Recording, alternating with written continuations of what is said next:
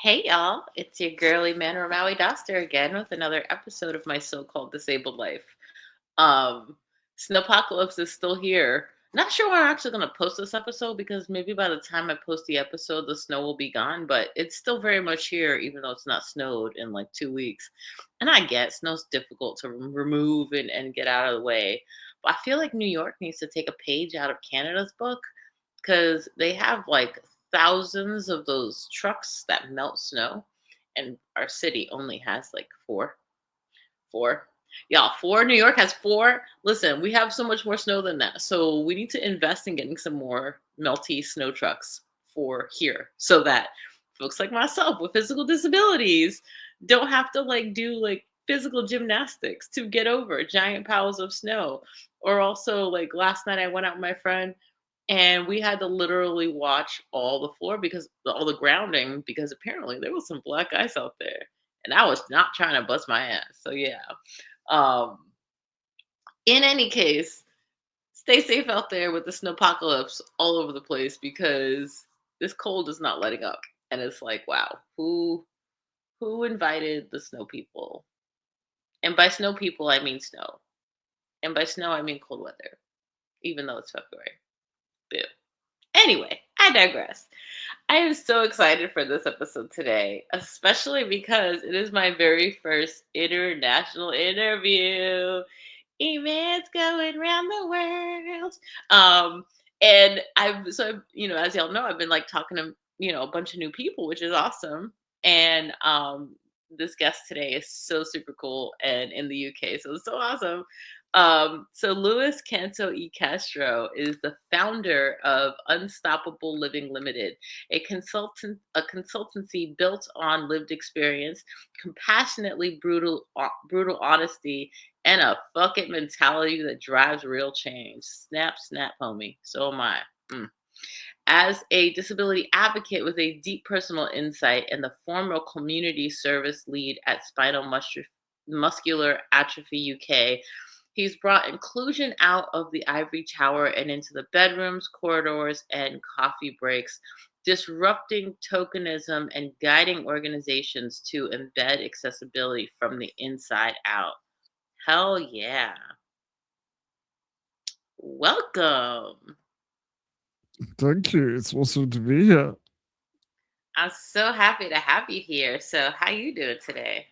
Yeah, really good. I mean, I'm sort of feeling you on the cold weather. It's not snowing, thankfully, in the UK, where I live, but I'm getting tired of the cold weather now. I'm sure some people will recognize that I don't have a British accent or a accent from the UK, but that's because I'm originally from South Africa, so I'm used to much warmer weather than what I'm experiencing now. So I've been in the UK for 5 years and still trying to get used to it. But yeah, I'm good.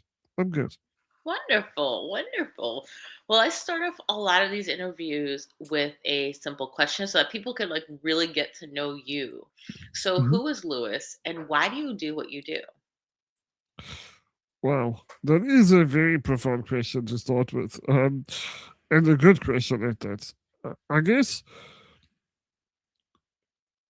most of the time I'm just someone who's wanting to make the world a better place for others, and I think my life growing up in South Africa was not as easy as it is in the UK, if I'm honest. Living in a third world country where you don't have infrastructure to support you, you don't have um, support from governments like you do here. It really gave me the resilience I have today because you kind of had to just adapt to the situation. But I also know how hard that was. I didn't really have a lot of peers to look up to because growing up in the 80s and 90s, there weren't really a lot of people like me on television unless they were the token person in the film or they were a villain like you see in the Bond films, right? So it was, I guess it's birthed from thinking about the challenges I went through and how much easier life would have been if I just had someone to turn to and say, well, what do I do now? What do I do next? You know, is life always going to be this way? And no matter how hard I tried in South Africa, I never got a lot of opportunities to do work like this or even just be up on stage and create awareness. So I'm very grateful that life has changed a lot for me in the UK. Over the last 5 years, I've achieved far more in my career than I ever did in the 15 years I was eligible to work in South Africa. Um, and and it was kind of accidental as well. You know, I didn't apply for a job in EDI or in inclusion or disability work. It was kind of a natural progression.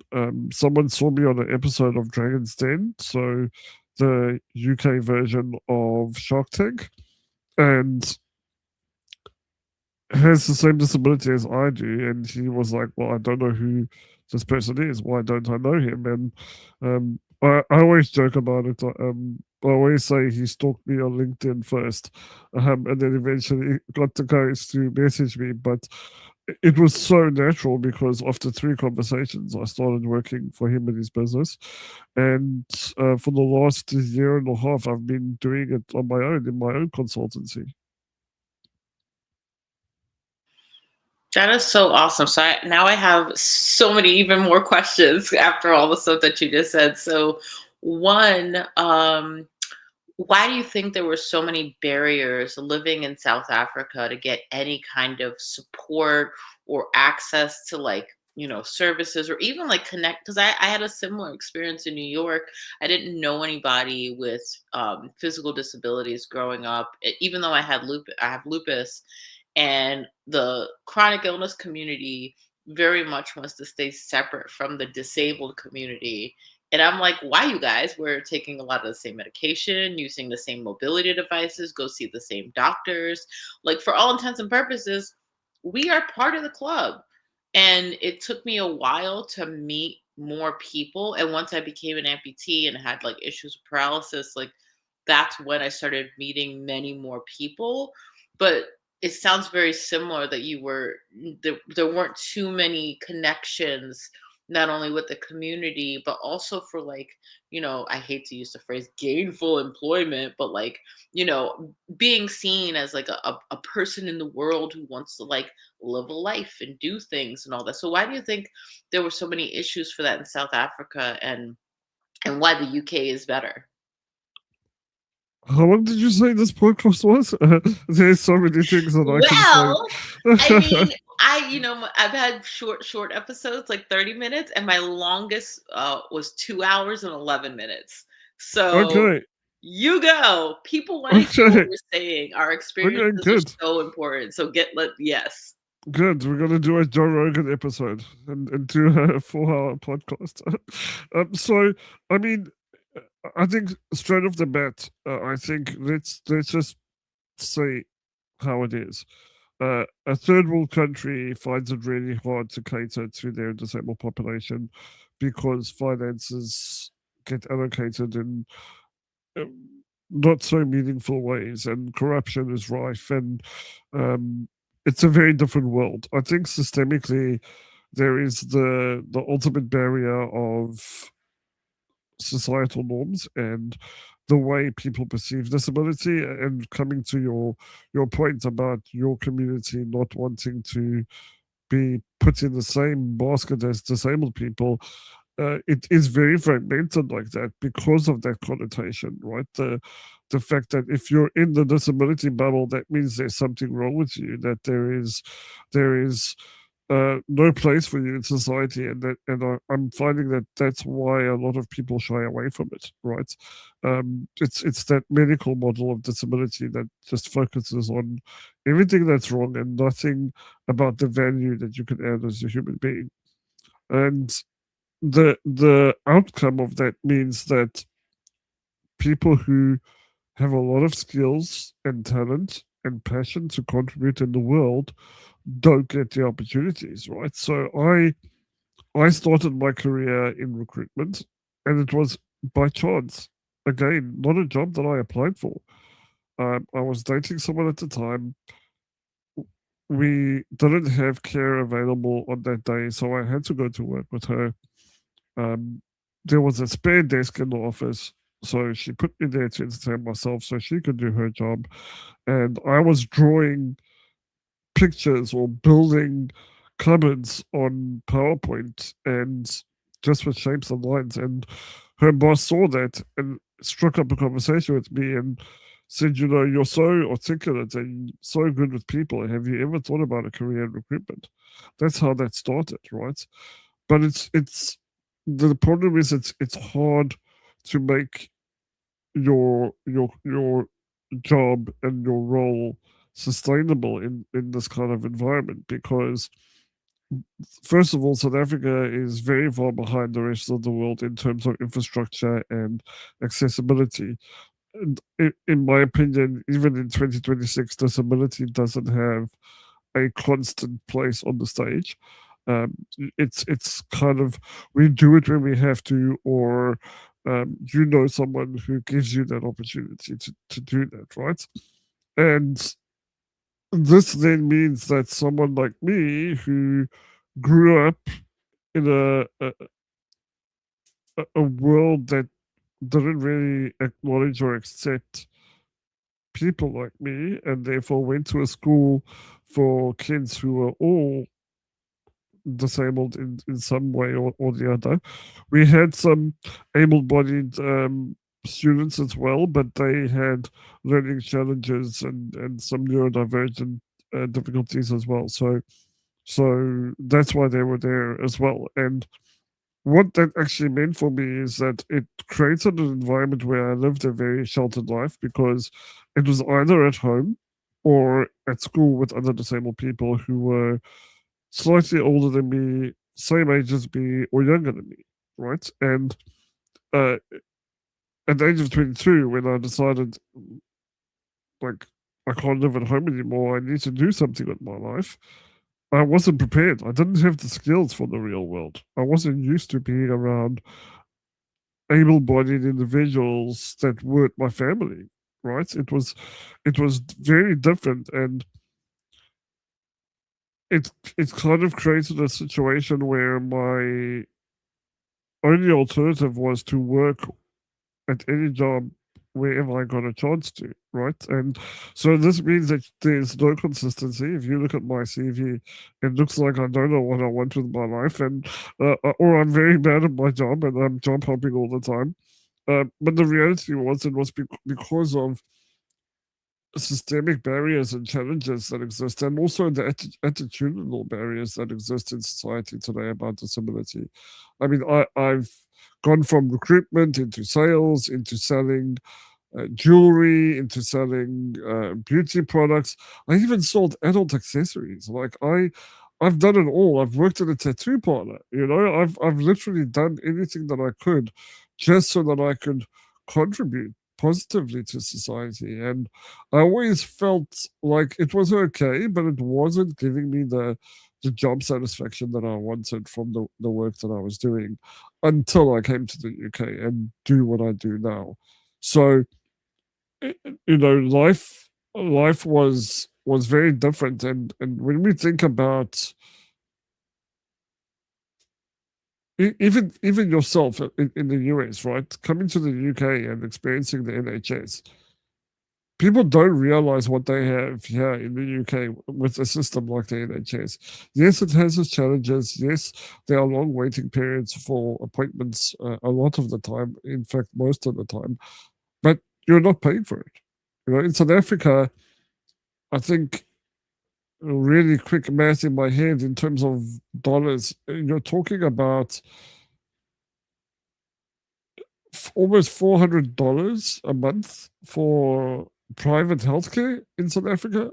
And when you're not earning that kind of money in South Africa, it's really hard to sustain that because the government institutions just don't have the resources, the staff, to cater to someone like myself who has really complex needs or has a rare disease that no one knew a lot about. I mean, just my diagnosis journey says it all. You know, my mom took me to 15 different doctors before they guessed what I had, right?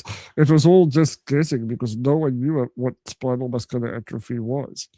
And and you know, when you grow up and you just see a world where no one like you is in the corporate space and no one like you is up on stage doing a talk, it kind of just gave me that motivation. Like, how do we break the cycle? And the only way we break that cycle is when people like you and I pick up that banner and say we're happy to be on the front line. Now, I know not everyone's happy to be on the front line, and that's okay as well, right? You can still be an advocate without being on stage. You can contribute from behind the scenes. You can share people's content and help get the message out there, right? So I'm not trying to say that we all need to start picking up our banners and doing what we need to do because that would be unfair. But it really, that life in South Africa really taught me that this kind of work is extremely important across the entire globe, not just in a third world country, not just in a first world country. Everywhere can benefit from making the world a better place. So uh, this is why that fire burns inside of me so much because I fought so hard in South Africa and got nowhere. I literally felt like I was stuck. I could never progress. I could never grow my career. I was always being underpaid. And because I have so many skills and talent, people were getting 3 employees for the price of one, right? And I guess there's that sense of internal ableism or internal sense of I have to outperform my peers and colleagues, or else I'm not going to get noticed. And then we end up sacrificing ourselves and our bodies to try and achieve that. And it's unrealistic. You can do it for short bursts at a time, but it's not sustainable long term. Not at all. And I love that how you talk about that, how folks with disabilities constantly are working at so many different places and our resumes look so wildly different. But that's not because, and it's not to say that we don't have a variety of interests, but that's also just to say that the job market is so discriminatory that you Mhm. might not be able to stay in a job for a long amount of time, or you might have to leave because of the conditions, or they might not want you to be there for longer for whatever reason. And so I definitely appreciate you bringing that up. So what has been one of the, I guess one of the bright spots, but also some of the challenges with having your company and trying to do the things that you're doing with a disability while folks are, they might not be anti-inclusion, but they might just not be thinking about us at all. Like, what have your experiences been with that? Yeah, I mean, look, I'm not here trying to say that everyone is ignorant intentionally, right? Because that's just not how the world works, and it would be an unrealistic expectation and label that I put on the rest of the world. The reality is, people don't know what they don't know, right? They just don't, and no matter how much that frustrates me, I can't blame them for that, right? We can't. If we want to, all we're doing is upsetting ourselves because they don't care. Right? It doesn't affect their life. Now,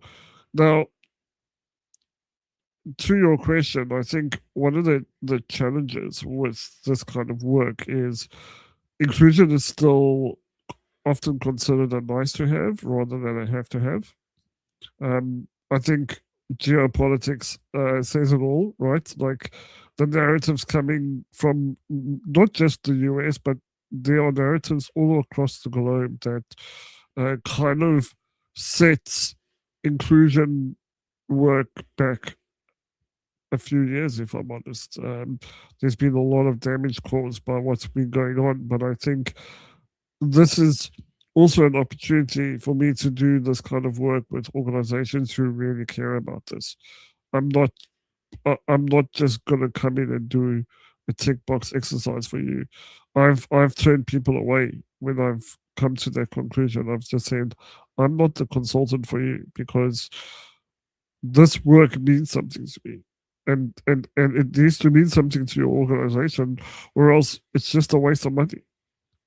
I don't want to be known as the guy that comes into your business, shares valuable insights, and leaves because it doesn't matter. Like that's not the reputation I want. A lot of my clients, uh, they make me part of their family. I'm part of the ecosystem that exists within their organizations, because it's only when I'm embedded like that that I'm able to create real systemic change. I can easily come in and do a talk and inspire people and set their desires for inclusion ablaze so that they can do more and be more, and that's definitely necessary. But for me, the question is always, okay, well, what's next? It's great that I'm here, it's great that I'm talking on stage, and it's great that I'm sharing insights and showing you the way inclusion is actually a lot easier to achieve than people realize. And there has to be something that follows that. You know, you can't just bring me in and then ship me out the door and feel like everyone's going to do what they have to do. It doesn't work like that. This is something that you have to learn, invest your time into, and ultimately, the way that I see the future is that organizations who really do take inclusion seriously are going to be the ones that become household names like we have today, right? They're going to be supporting the right people. I think the the the recruitment market has changed so much over the last decade. People want to see value alignment when they're working for an organization. They want to feel like they're included. They want to feel like that they're needed and wanted in that role, not just a number in a chair who can quite easily be shipped out for someone else to replace them, because ultimately that's just a financial burden that no business actually needs, right? The cost the cost of replacing someone is so expensive. So why not just do what you have to do from the beginning? Do it right, and I guess it takes a lot of vulnerability as well, right? Organizations and leaders in an organization have to be vulnerable enough to say, we are getting this wrong and we need your help. And that's not easy to come across. It's very rare to find senior leaders who will openly say, okay, yeah, we made a mistake here. We need to fix this, right? It's never easy to see that. So that kind of just makes it a little bit harder. And I find that when you compare different consultancies who are doing different things compared to inclusion, the sales cycle is a lot longer in inclusion because of these factors. People needing to be vulnerable, admitting that they're getting it wrong, getting comfortable with things that they don't know or have never had to worry about. And ultimately, for me, the key bridge for this gap is understanding that statistics don't lie. If 75% of disabilities are acquired later in life, surely the average able bodied person would think that, well, I could be in that statistic. And what do I do if that it happens to me? If I become disabled later in life, can I actually function in this organization? Can I do the job? Will they support me? And the reality is that the answer is going to be no in most cases because it's not been done from the beginning, right? So um, I know I'm kind of making it sound really daunting and scary. And I mean, at times it can be, but there are a lot of organizations out there who really want to do the right thing, and I've been fortunate enough to work with a lot of them. It's been a privilege, and um, one of my clients, I do feel like I'm like truly part of their family. They're always hosting me when I'm in the area. They they always know that they can call me and say, Louis, we have a problem and we don't know what to do. Uh, you know, it's always nice to be able to build that kind of rapport with an organization because you know that it matters to them, right? It matters, and there is that automatic, I guess, gravitation field towards them because this matters to me too. I think that's so amazing because that shows when an organization shows that they're actually paying attention to what you're saying and they truly understand allyship to where they're like, "Oh, I messed up.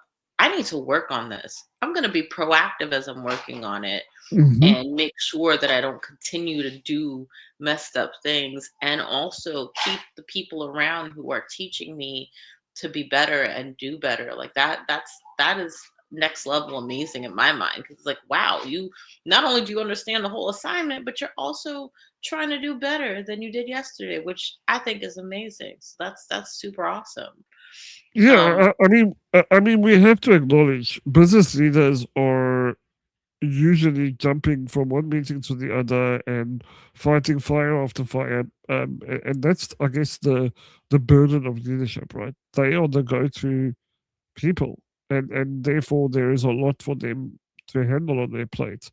The interesting, I guess, paradox to that is what what could they achieve if they just slow down, if they took the time to think about things properly and have the right conversations. Nancy Klein and her principles around the thinking environment are so eye opening for me, and I'm currently training to be certified to be able to teach this and use it in my work because giving people that respect of generative attention so that you're truly listening to what they have to say means that we're going to have better outcomes anyway because they're going to say things that they wouldn't normally say.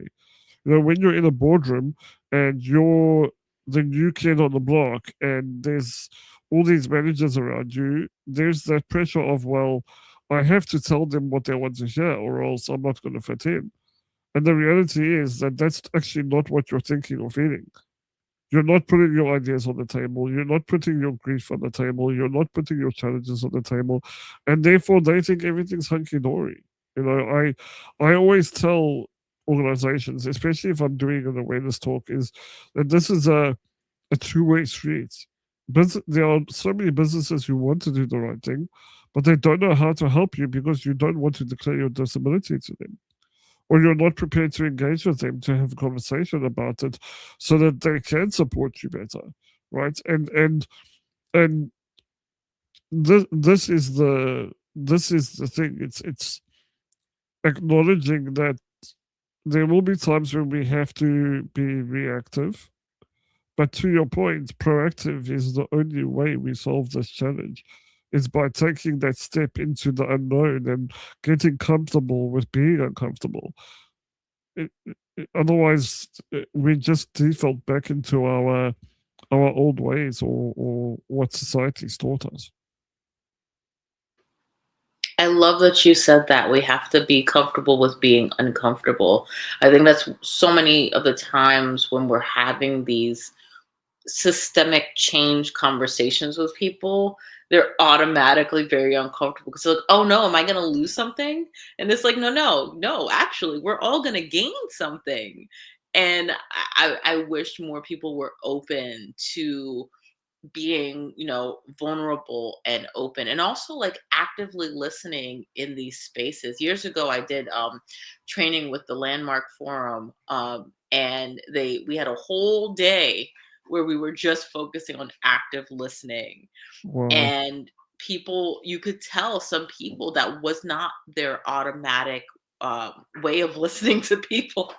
And we really broke down, like, why do you have these barriers to really and truly listening to people, not just to respond but to understand and Mhm. to be present and to be active in it. So that those are some very amazing points that you bring up, that we have to be intentional, we have to be proactive, we have to actively listen, and we have to, try not to put our automatic thoughts first. We've got to, like, be in the moment with folks, especially because that's how we learn, that's how we grow, and that's how we actually change for the better. So I really appreciate those points that you were bringing up.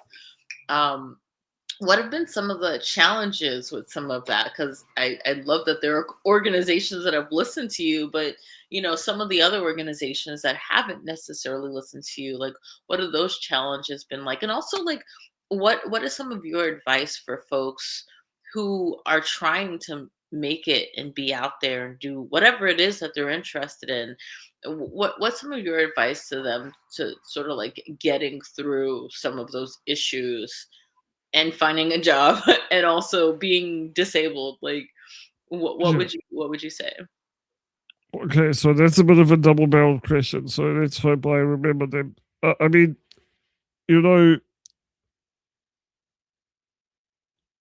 when we think about organizations that don't get it, right? Um, it's hard when you run your own business because their money pays your bills, right? And when you realize that they're not going to get it and that you're not the right match for them, it's hard to say no because you think, well, I mean, it's just a talk. I can go to the talk, and it's more money in the bank, and I think the reality of that is I had to draw a line in the sand and say I only want to work with organizations who are going to take this seriously. What that means is that it's really hard when you're having conversation after conversation with prospective clients and you're realizing more and more that this is not important to them. So you kind of have to learn when to cut ties or to say, okay, this isn't going to work, right? I think there's also the dilemma of budget, right? Even the most well-intentioned business leaders decline working with a consultant because there isn't a budget for inclusion work. They haven't seen it as a strategic driver for their business, so they've not invested in it. So you can have the most amazing, engaging conversation with, say, a people leader or a operations executive or whatever the case is, whoever holds the decision. They want to do work, but then when it comes to finance, it's like, well, maybe we'll have a conversation next year, and it's like, I mean, yeah, let's do that. It's just it makes it really hard when you're trying to build something and um, you're you're only working with a handful of organizations because they truly want to make a difference. Um, but I kind of like that because it means that the work that I am doing is going to be valuable. It means the work that I am doing is going to really and add value to their organization and make an impact. I don't like doing work and seeing that the outcome that I wanted them to have doesn't reach that level because I only get excited when I know that there's potential, and when there's potential and it doesn't get used, that's disappointing. Unfortunately, that's disappointing, and I think any and this is a little bit more into your second question. Any person wanting to build something from scratch that they're passionate about has to be prepared to take the knocks. They have to be prepared to, for the fact that not everyone's gonna like how they do things. When you introduce me, you reference my compassionate brutality and my fuck it mentality, and the reality is that not everyone's going to like that, right? And I'm not here to be a people pleaser. I'm doing it my way, and for the organizations that resonates with, those are the ones I want to work with. It's as simple as that, right? No matter how much effort I put in, it won't change people's opinions. So I I would advise always is worry about the things you can change, focus on self development, because when you're a solo entrepreneur and responsible for every function within the business, you have to learn really quickly, right? When you start outsourcing, it becomes expensive. Right now, the only thing that I outsource is my finance stuff because I'm not good with accountancy work. It just doesn't make sense to me. Even though I'm good at math, I don't do well with accountancy stuff. So that's pretty much the only thing I outsource. So all of my marketing development, all of my content creation, it's all done by myself. And that can be taxing because you need to be out there seeing the world so that they can see you. You need to drive content because that's how they see you digitally. And then you also still have to worry about the office admin and emails. And, it can be a lot. So for me, it's just acknowledging that this is not going to be easy for you. But if you're really passionate about it, you'll find a way. I mean, I'm 41 this year, and it's only the last, I would say, properly the last 3.5 years that I feel like, yeah, this is what I'm supposed to be doing. This is this is going somewhere. I have something here, right? I've developed my own framework that I am kind of beta testing at the moment before I go out with it. But um, if I think back to my early 20s, I never ever would have said that I would be living in the UK, having my own consultancy, and the amazing trainer collection I have in my background. Like, these are things that have come with time, and I think that's what I love about working on something that I'm passionate about because it doesn't always feel like work. Yeah, there's times when there's a lot to do, like there's a lot of admin work, and I got to create slide deck after slide deck. Physically, it becomes very taxing, and mentally, it becomes very taxing. But it's not like that all the time. There's amazing moments where you get to go all over the globe and make an impact, right? Last year I was privileged enough to go to Turkey. This year I'm going to Budapest. I've already been to Amsterdam as well last year. Like all of these moments in life came from me following my passion and my dream to make the world a better place. So I would encourage people to not be afraid to start and not be afraid to bump your head because it's going to happen. No matter how good you are at what you do, there will come a time when it happens. And you need to be prepared for that because um, quite often when people bump their head, they don't get back up again because they think that they can't. And they can. They can for sure. It might take a little bit longer for someone, but ultimately, if this is the dream you want to chase, then you need to chase it with everything that you have. I so agree with that. And I feel like you just dropped so many gems. So hopefully I'll remember that. But that's such great advice. And I think honestly, sometimes, the way capitalism is structured, we're more, we're pushed more to just produce rather than to enjoy what we're doing or be happy. Like as long as we're doing a job, do a job, get up and be a good worker bee. That's good enough. And it's just like, is it though? Why is that what we're choosing? that feels like a trauma response, like a global, worldwide trauma response that we just got to keep on being good worker bees and get up and make that money and that's it. But like, are you happy? Do you enjoy it? Is it something that you're not only good at, but that you like you were saying, like it doesn't feel like work? Like is that the thing? Or is it just that you gotta make sure you have a roof over your head and food in the Mm, fridge and that's it? So I feel like that's such a leveled and layered a great response for especially folks with like physical disabilities and chronic illnesses and also like disabilities that will get worse over time, mhm, but you still need to work and do the things like I recently fully digested the fact that your mental health is very connected to your physical health, and that if your mental health is not good, your physical health will be really not good, and it will wear you down and make you exhausted on a level that's like so difficult to maintain and manage and get through. And I think sometimes we're so siloed in our communities of like, oh, physical health, mental health, completely separate, but they're not separate at all, y'all. It's very, very, very connected.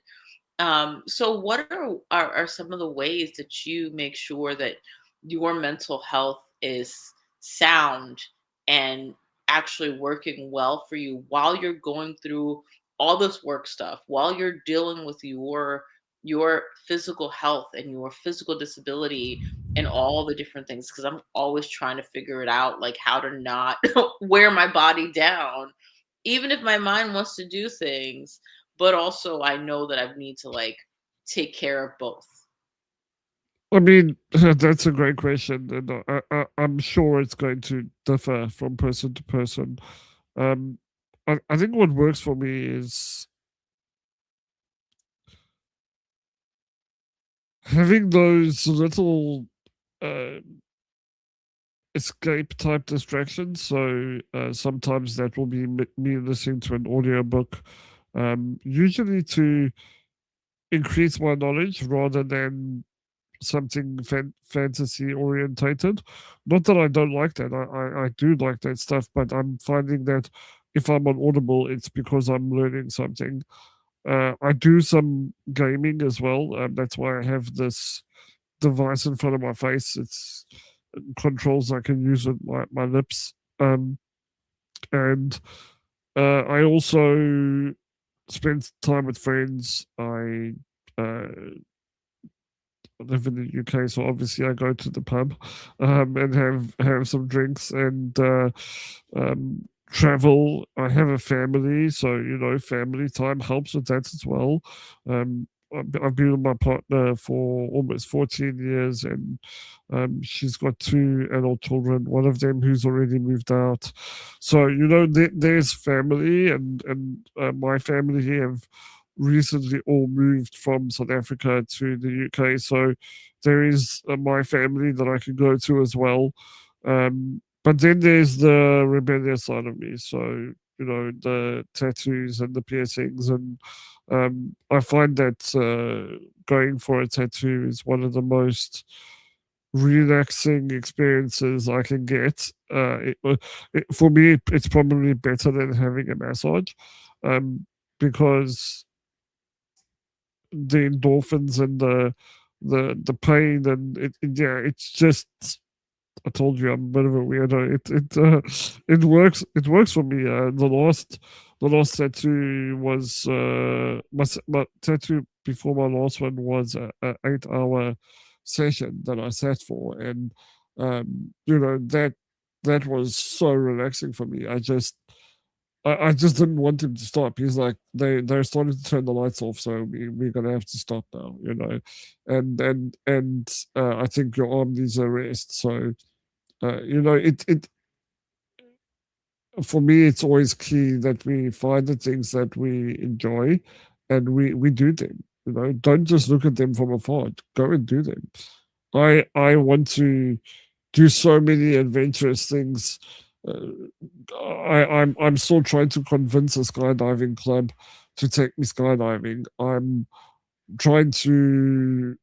figure out a trip to a country where I can go shark diving without the cage. Like I really want to live my life and go and see the world. And I'll admit, it's doing that from South Africa is really hard.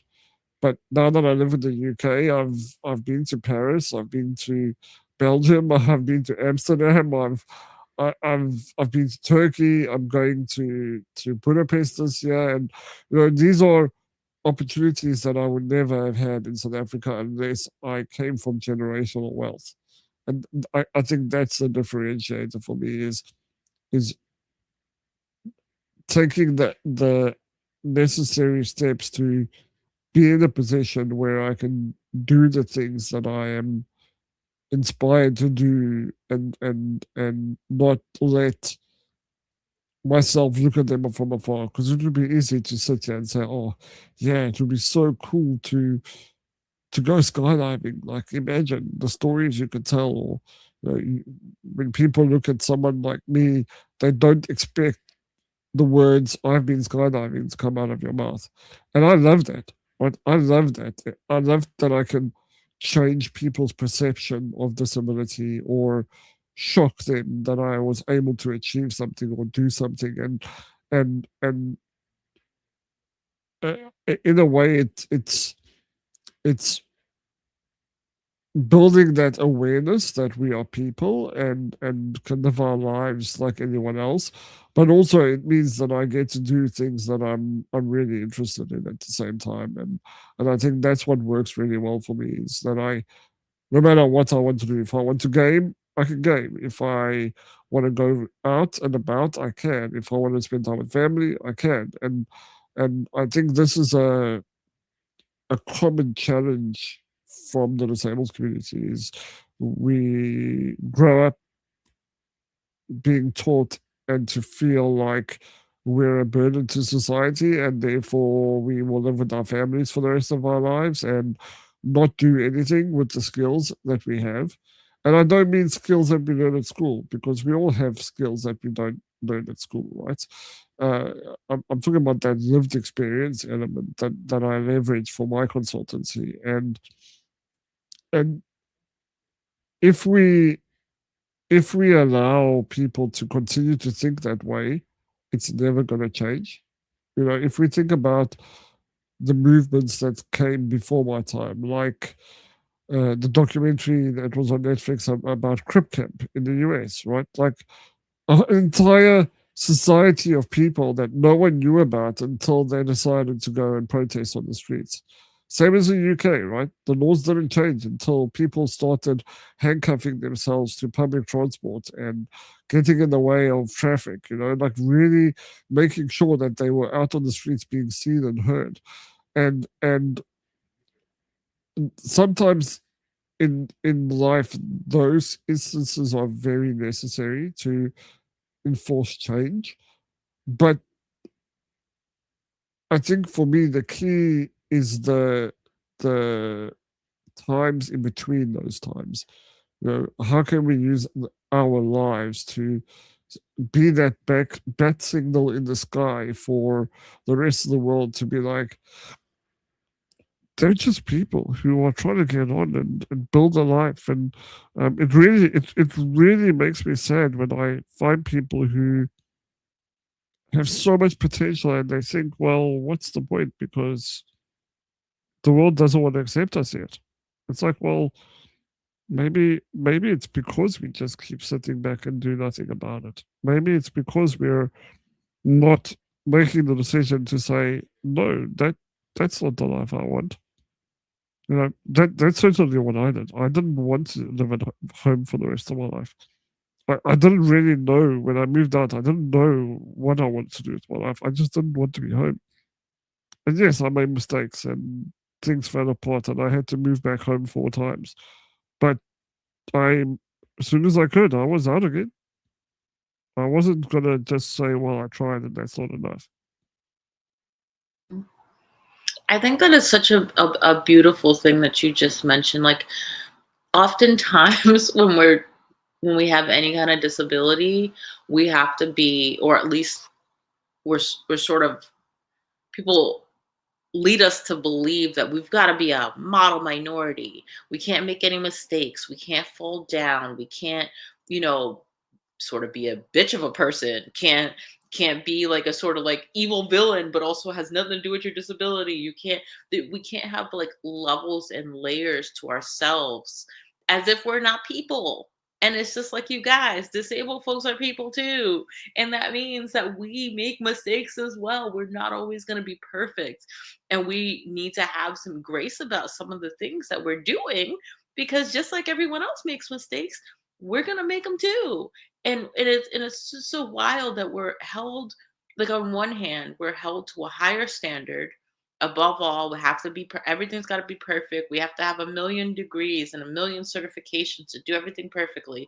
And then also at the same time, we're very much ignored, put aside, not included, not involved, and like not even an afterthought, just not a thought at all, because people either don't know anyone with a or think they don't know anyone with a disability. Because I've had some trainings with folks, and I ask them, I'm like, hey, do you have any staff who have a disability? And they're like, no, we don't. And then because I help people to be comfortable to talk about things, because I share myself and my stories, come to find out they've got several people at the organization with disabilities. And so you didn't create this space where they felt safe and comfortable enough to disclose. And so then they didn't get any of the accommodations that they are entitled to by law. And then you think that, oh, we don't have any of these people here. So I feel like that's such a great thing to that it, it goes beyond humanizing us. It shows us that we are people just like other people. We just come, I call them our Barbie accessories. We've just got all these cool Barbie accessories. I've got my metal legs. Sometimes I got my walker. Sometimes I got my wheelchair. Sometimes I got my crutches. And you also have your Barbie accessories. So you could be Ken too. I'll invite you to the Barbie club. So, it's, and I think that people just automatically want to make us sort of like stereotypes and caricatures of ourselves because they don't know us. And it's just very curious to me how much society has infiltrated everyone's brains about what it means to be disabled, how to function in the world with a disability, how not to like all the things. So I think those are some great points that you brought up. Yeah, I mean, I've never been referred to as Ken, so I'm happy to try that out sometime. You know, uh, quite often people will ask me, what's life like with a disability, and the answer is it's like your life. The only difference is I do things differently. Right? I wake up in the morning, I have breakfast, I have a shower, I sit in front of my desk and I work. Or I wake up and get ready, go to a client, deliver work, wake up, get ready, go and spend time with family, or go and experience something, whether it's a zoo or an experience or whatever the case may be, and I think this is the dilemma that we face is that misconception that because we have a challenge of some kind that we then therefore can't function like the average person. And technically, what is the definition of an average person? Because I certainly don't know what that is, right? There might be majorities and minorities, but you can never really tie them down into a certain characteristic. We're all people and trying to live our lives and do things. And, there's some people who don't want to work, and that's fine. If they don't want to work, then they don't want to work. Then I'm not here to shame them for that. Um, would that be enough for me? Certainly not. I can't. I can't. There's too much I want to say, do, and be for me to just not work. And I think the reality is the more you work and the more money you make, the more you can experience and the more you can do, because unfortunately life is all about money. And if you want to do the amazing things like travel to other countries and go do experiences, that costs money, and in fact, it costs more because of our disability. So for me, that's Mhm. kind of one of those motivational drivers as well. Yeah, I could pack up and say I gave it a good go, I made an impact, and now I'm just gonna chill for the rest of my life. And I can quite easily do that in a country like the UK, but that's just not who I am, and I don't think I'll ever find myself not wanting to do something new and learn. And like, I love food, I love other people's cultures, and you don't get that by staying at home. You know, I don't want to watch it on a TV screen. I want to experience. I want to see it, feel it, touch it. I want to breathe it, and it's the same with my work. You know, I could easily sit back and watch other people do things and be on stage and watch TED Talks on YouTube. And I've been there. I've done that. It didn't satisfy me the way that I wanted it to. So um, when we get to that stage in life where you have to make a choice, um, it, for me, it's about embracing that and recognizing that we have the power to choose. And if we choose a road, then we have to be sure that that's the road we want to be on. Because life is not like a board game or a, I don't know, even a digital game. You can't just go back to your last save. Once you go down that path, you're on that path, buddy, and there's no ways that you're going to be able to come back unless that path brings you back to where you were, right? So it is crucial that we take time to think, reflect, and make the right decisions. We can't just be reactive. You know, like I said, businesses can't be reactive, but even for us as people, we can't always be reactive because then we're always behind the curve. Always. No, totally. And I love how you brought up so many of the different things that you enjoy doing. And so accessibility isn't just about like, oh, physical accessibility or accessibility for folks with disabilities. Accessibility is also having money to do the things that you want to do, that you enjoy doing, and and making sure it's physically accessible for you. Also caught like the whole disability tax. Like, I don't think folks understand sometimes if you want to do things as someone with a physical disability and Hmm. go someplace like out of your country or out of your city, it is so expensive. And Oh so yeah. I think folks are, are like, oh well, why are you gonna do that? Why are you gonna go on that kind of adventure if it's so expensive? It's like, well, why do you go on adventures, buddy? Like, I want to see things and experiencing things too. So I appreciate you bringing that up. And that links Yeah. to my. Go ahead. Sorry, I was just going to say, it, it reminds me of a conversation that I had. I actually had someone say, "Well, why do you go on these trips if it costs you so much? Like, surely you could just go somewhere local." It's like, yeah, I could go somewhere local, um, but local doesn't have what they have. Local doesn't give me the opportunity to go out and experience the world and see innovative things. Like, you know, one of the dilemmas we have in the UK around accessibility, in terms of physical accessibility, is we have a lot of historical buildings. And that's quite often used as an excuse to not make any adaptations at all because we couldn't possibly alter the building in a way without destroying the historical value of the building. And it's like you just have to go to Europe and see what they've done to realize that okay, actually we're missing a trick here, right?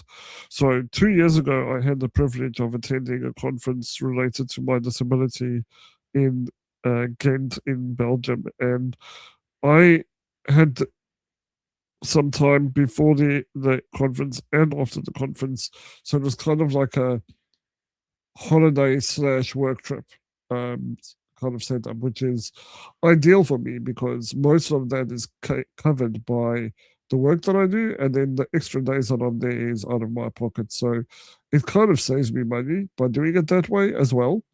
But I had the idea to go and look at some of the cathedrals, because I think that they're really beautiful buildings, right? And I'm used to going to a place like that and only being able to see certain parts of the building and then having to part ways with whoever's with me so that they can experience the full building, right? And that's just what I'm used to. But then you go to Ghent, to a cathedral that's over 1,000 years old, and they've actually made wheelchair access available down into the catacombs of the church. And then they have an augmented reality headset that they put on your head with a battery pack that they hang on your wheelchair. And you can drive around the catacombs whilst hearing the story and the history of the church, showing you how it's built and this part of the church, this person was buried there, and this painting was painted by this famous artist. Like, these are the experiences that in the UK you are not going to get very often, because there is that fear of destroying a historical site. And for me, that is just an excuse, because there are so many innovative ways of doing things nowadays. Technology has moved on way beyond legislation. Best practice has moved on way beyond legislation. So it is important for us to go and see the world, because it allows us to see not just the amazing things, but also the shortfalls, right? Those shortfalls can be a lesson I can bring here to the UK and say, right, let's not get ourselves in that position, because this is what has happened to them, right? This is why we need to act now. So it's all about building that lived experience, so that you can leverage it, right? That's what I do. I just leverage my lived experience and the knowledge I've gained from being out in the world, doing multiple jobs, being in environments that were very exclusionary, knowing what that feels like, and then also other cultures and seeing how people treat each other. Like, if we think about Africa, where I'm from, family is a very important thing, no matter where you go in Africa, right? And when you're in a poverty-stricken country, it kind of teaches people that we need to rely on each other. Yes, there's a lot of crime because people don't have jobs, and that's terrible. I wish we had a world where no one had to do evil things just to get by in life. But that would be a utopian world, right? And probably way off from our lifestyle. But but they learn that if we can't rely on the system, we need to then start relying on each other. And I think this is why I chose the name of my consultancy as Unstoppable Living. Initially, my plan was to be this kind of voice for individuals with disabilities and try coach them and help them get to the level that they want to get to, or achieve their goals that they want to achieve, right? But when you apply this to the corporate world, businesses are living things as well, because they're driven by living things. And when you don't feed that, the business dies, right? And therefore cannot be a living, functioning system. So realizing the dependence that we have on one another, we also have to acknowledge that there's a dependence for businesses on the people that function within them. There's a dependence on other businesses to work with their business so that they can function. It's all a living and breathing ecosystem. And when we start embedding the right practices into those systems and processes, that's where we start seeing the value come from. That's where we start seeing the world that I want to see, where someone like you and I can apply for a job and successfully get the job and keep the job because we're getting the right support from our employer, right? That then transcends to our home life, because we can earn an income, we can contribute towards bills, we can start building wealth and buying houses and going on more trips and experiencing more of life and learning new things. The potential is endless if you actually think about it properly. Absolutely. And I think about places I went years ago because even though I've had lupus, 27 years of my life. I'll be 42 in April, and the lupus showed up when I was like 14, even though it was in my body already. And I became an amputee 13 years ago. But when I was traveling in my 20s, I went to Mexico a whole bunch of times. I went to Brazil. I went up into Palestine to visit my family, and none of those places were accessible. And so I think back now, being an above and below knee amputee, I'm like, could I do any of that? I don't know. But I've seen other amputees hire people when they go traveling to some of those places to literally carry them around the whole time. One of the people I was following on social media, she went to Peru, and she had these like four guys, and she just hired them the whole time. She was there for like 2 weeks. And I'm like, damn, 2 weeks to have people carry you around. I don't know how much money that cost, but she was able to see everything because she had these guys carrying her around. Which is so wild to me that the world is still both accessible but also inaccessible, so much so that you have to have folks carrying you around, and you're like a queen while you're there. And hey, if you can afford it, if you've got access to that, that is beautiful. So my next question is, and it could be tied to this, or it could be about any other additional things. If you could change anything about the world, what would it be and why? Where do I start? Oh my goodness. What would I change about the world?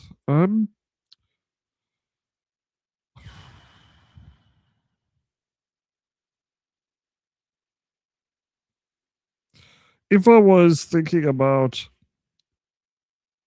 the ideal world, it would really be nice to have a world where we weren't so driven by this, I guess, different factions that we have in the world. We have the capitalists and we have the communists and we have this and we have that, and everyone's vying for position, for control. And I wish the world wasn't so hell bent on control and being superpowers, because I think it just further it really just widens the gap between those who have and those who don't have. Right. I'm a bit I have to be a bit more realistic though, and if I think about what I can influence and what I really can do to help change the world, and for me it would be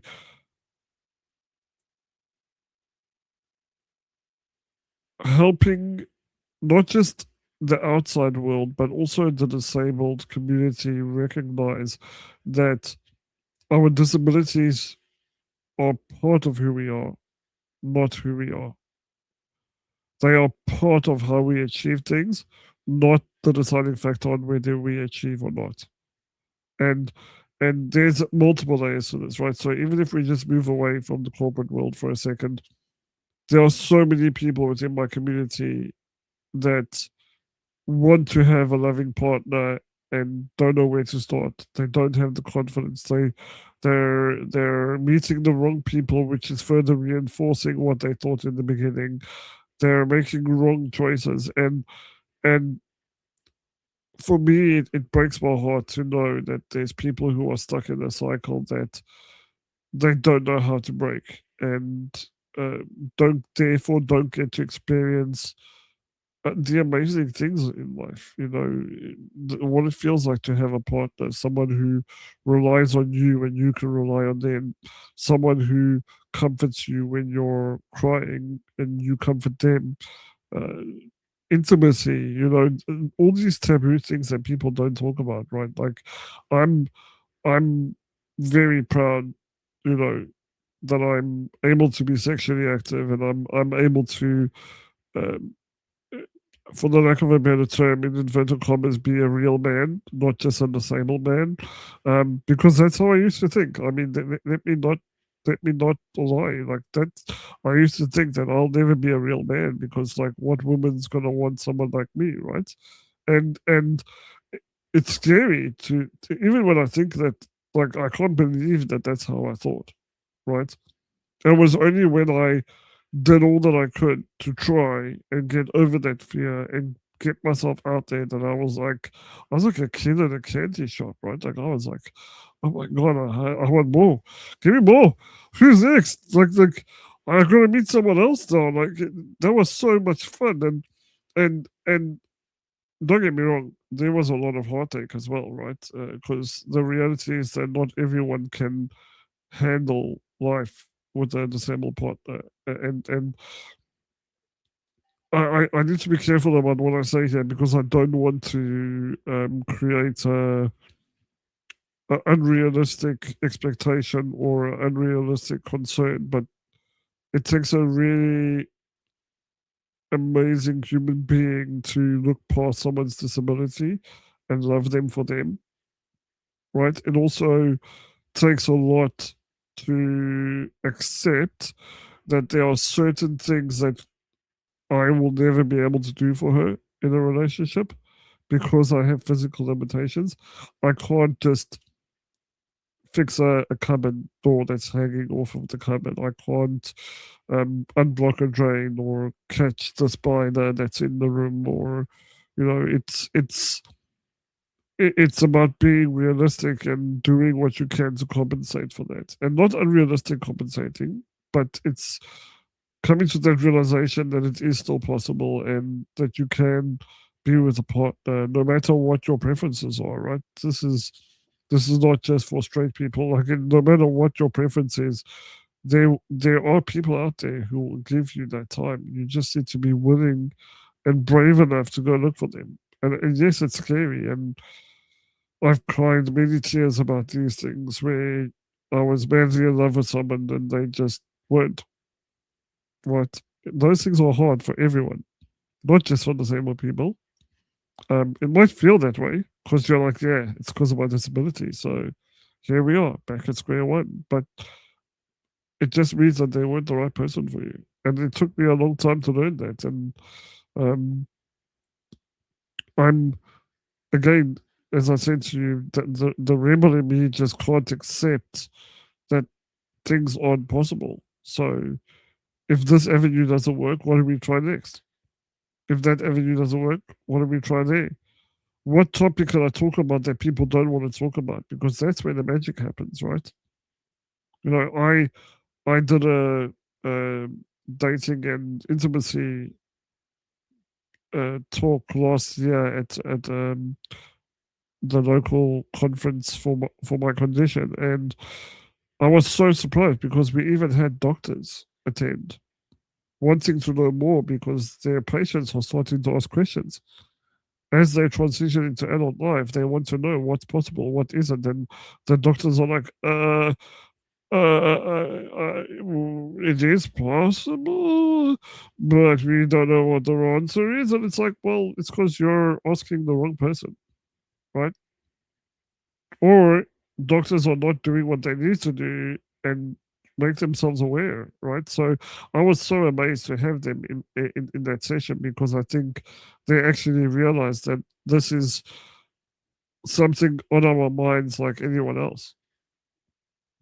And I think for me those are the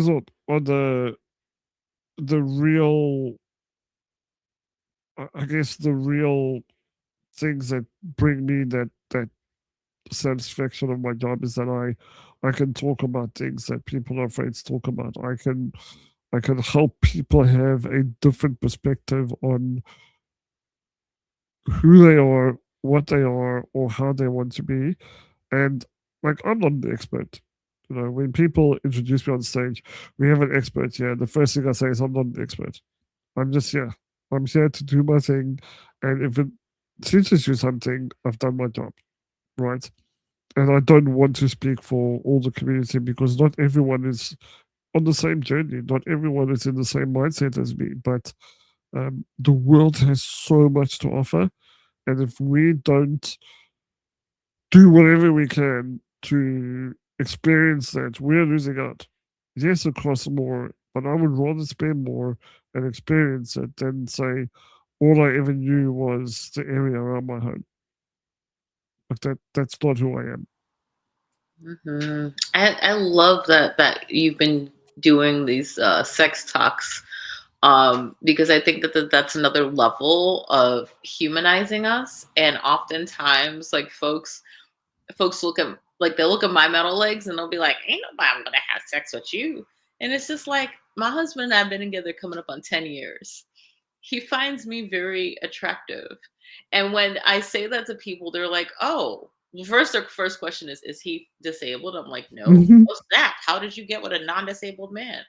"Oh, he must be some kind of weirdo then." What? You guys? But they can't see it as, with 1 in 4 people in the world having a disability, you would think people would be, more acclimated, or that it would be more normalized. And seeing people in, I hate using the phrase interabled relationships, but Hmm. that's kind of what we are. Seeing people in those kinds of relationships, it still weirds people out. And I know my husband is sometimes, with the folks that he works with, they're like, "Oh my God, Will, you're such a saint. You're so amazing for being with her." And I'm like, "Y'all don't know who I am." You don't know if it's amazing to be. I mean, and I'm gonna toot my horn. It is amazing to be with me, but also you don't know that. You're making an assumption based on my disability and chronic illness that he's a saint for being with me, Hmm. and that I am his ticket into heaven. And it's just, it's so wild to me. So have you had those kinds of experiences I with mean, people? come on, like of course I have. I mean, I think the best one is this your sister?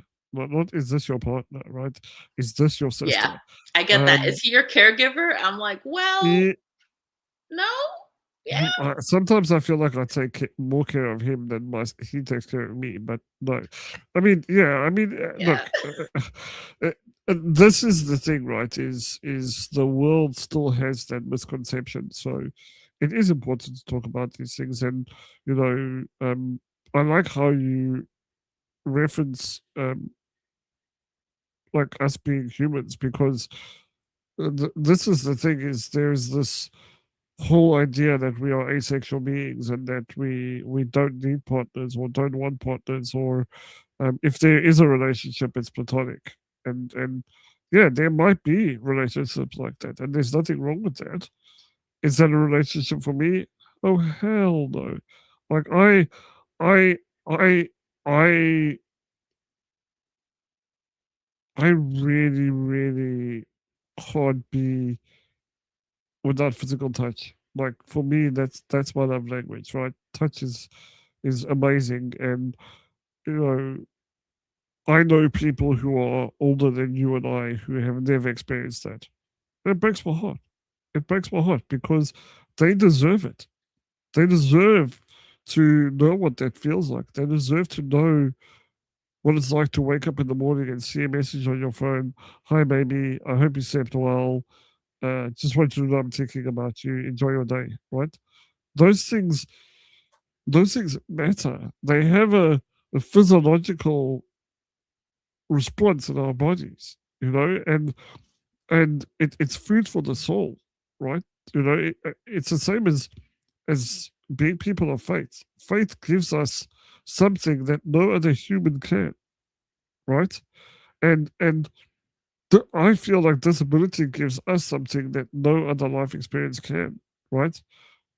We are still categorized as the most marginalized group in the world, right?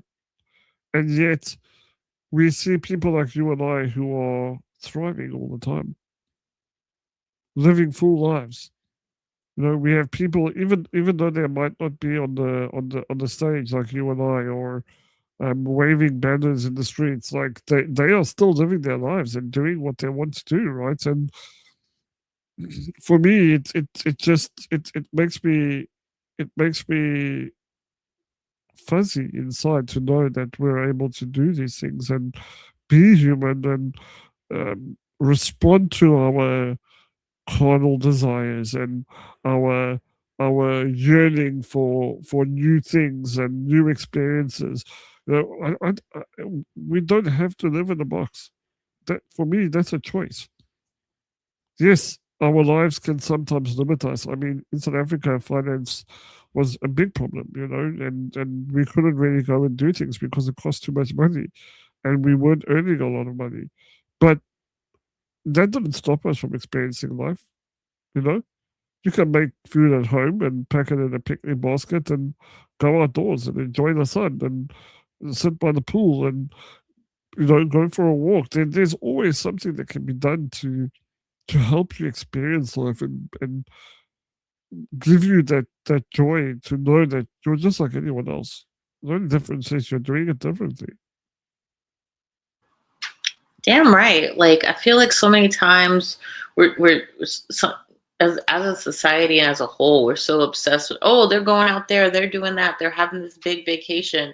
But just because you can't afford to go out and do those things doesn't mean that you can't create your own little paradise and all that. So like when my husband and I were like very poor, we would go to the park. We would just go sit in the park, and we would bring peanut butter and jelly sandwiches with us and just hang out in the park and watch the dogs and watch the kids running around and be in nature. And we had so much fun doing that, even though we had no money. We were saving up money to buy an apartment, and we were living on like ramen noodles and peanut butter and jelly sandwiches for quite a few years. And so we really liked that time that we spent with each other. And now we have this beautiful home, and we love, and it's very accessible, and I very, very much love it. And we made that work for us. So my next question is, what is something that you have coming up that you're looking forward to that you want to share with us? Wow, there's a lot. I mean, I'm obviously looking forward to another year of running my own consultancy and seeing where that takes me and the framework that I'm going to be launching. Um, just because I feel like it's something that's different to what's already out there, and I like being different, as I'm sure you can tell already. Um, but I think it's the opportunities that lie ahead. The trip to Budapest in March is going to be my first time in Hungary, so I'm really looking forward to experiencing the country, the culture, the food. I'm going to be around people like me and people involved in my world, because it's a scientific conference on SMA and like the advancements in treatments and some of the research data is going to be spoken about. So those things are great, but the fact that I can do that in another country is really cool, and I'm I'm hoping that I am going to be in a position to travel to New York very soon as well, later this year. Um, Ooh, so you gotta I'm let me know when that happens, because I'd love to take you out. That'd be fun, and introduce you to all the people. definitely.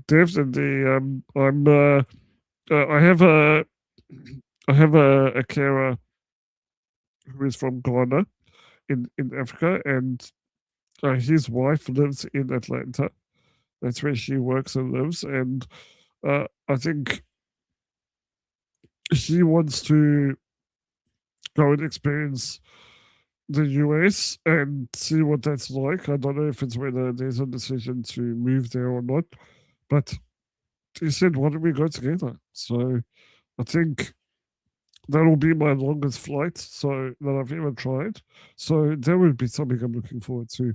Hopefully August, September time. Hopefully. Nice. Well, if it's in September 11th, I'm walking New York Fashion Week, and I'm very excited. I'm very excited because they saw pictures I did last summer at FIT, and they were like, "We would like you in our show." And I was like, "You want me and my disabled ass in your show? Hell yeah!" So if you're here during that, I would love for you to come as well, because that's gonna be super fun. As long as I have backstage passes, I'm happy. Heck yeah, we will try to we will talk offline about getting you some backstage passes, because I'm down, and I invited Yeah, a let's ton of do my it. disabled friends, so we're gonna be Let's showing do up it. in full force. Awesome, wonderful. And so my last question is going to be, is there anything else that you'd like to share with with us and with the audience that you want them to know about you, or that's coming up, or anything you'd like to share? Wow, another big question.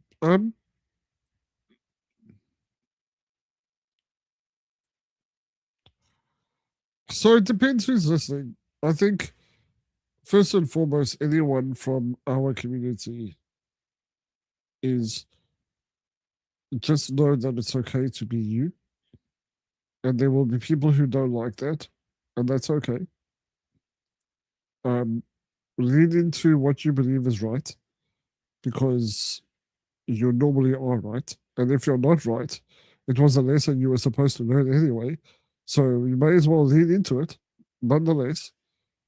For any organization listening to this and thinking about being more inclusive or disability inclusive, we know that it's not always easy for you to know where to start. But this is why I do what I do. Is I can help be that spark for your Tinder, right? I can help you identify what's going to work or what's possible to try, and know that I'm going to be on that journey with you rather than just leave you to your own devices. Um, don't be afraid to say that you know you're getting it wrong, but I can guarantee you that we will find that problem and we will find a solution no matter what.